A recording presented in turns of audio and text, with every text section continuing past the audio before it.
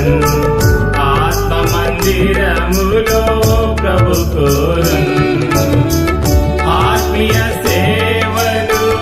ఆత్మ సేవకులన్ ఆత్మ మందిరములో ప్రభు కోరున్ ఆత్మ మందిరమును ప్రభు కట్టుచున్నాడు ఆత్మ నియమముతో నిర్మించును